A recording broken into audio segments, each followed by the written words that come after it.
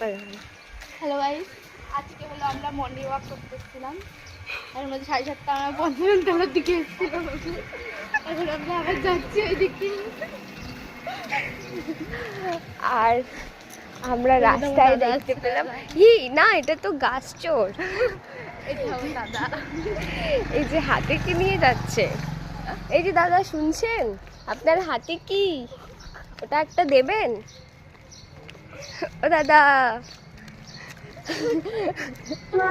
আমার বাড়িতে এই গাছটা নেই, একটা দেবেন? তো আমরা 2 থেকে 3 হলাম, যে হেঁটে হেঁটে যাচ্ছি।